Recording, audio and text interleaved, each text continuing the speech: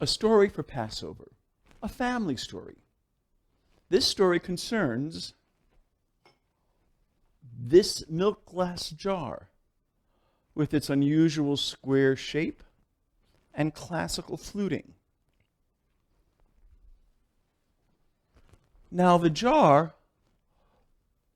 would be kept hidden away all year, only emerging in the spring like the first flowers, or like the waxing full moon of the month of Nisan.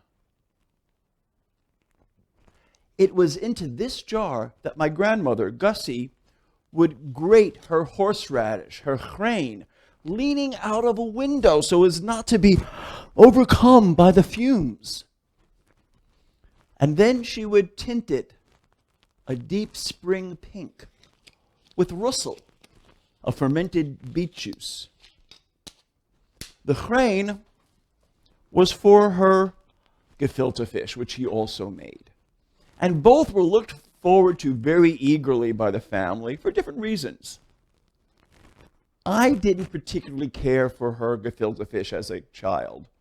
It had an icky texture and flavor, but the Khreyn, wow.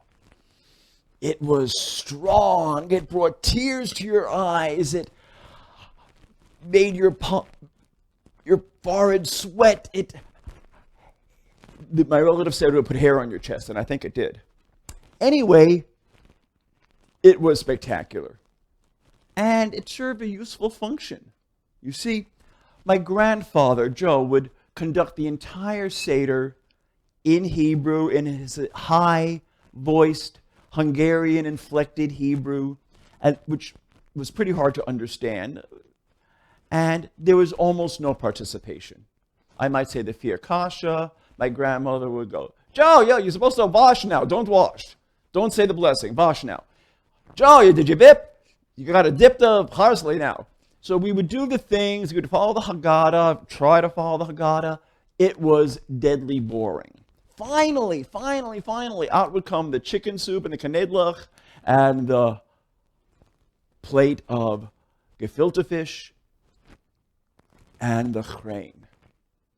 And that Khreyn would wake us up. It would snap our eyes open and quicken our hearts and get the blood circulating. It was fantastic.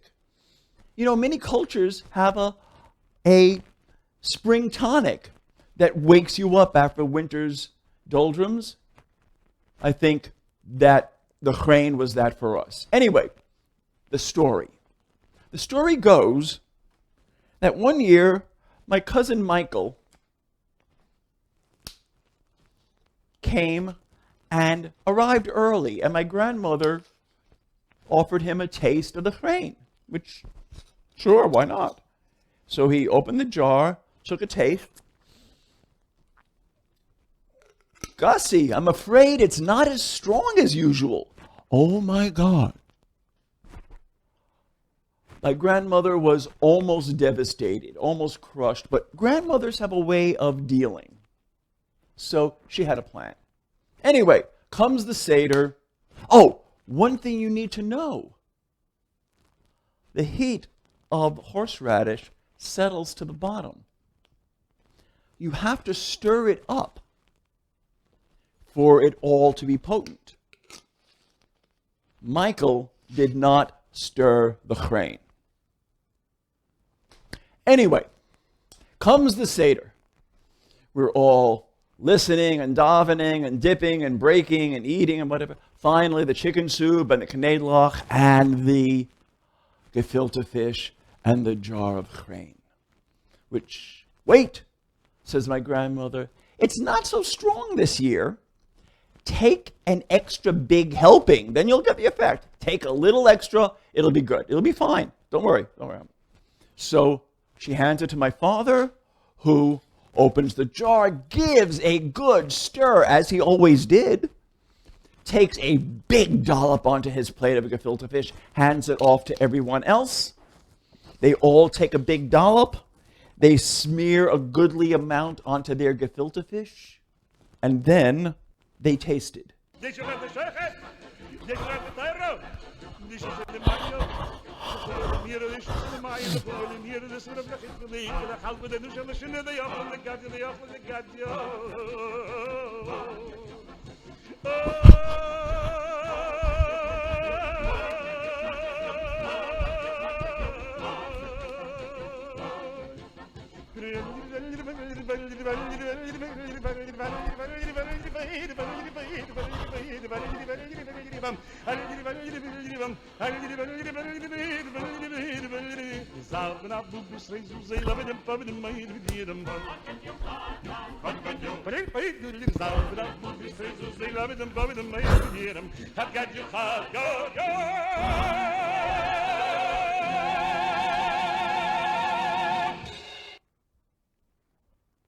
Wow.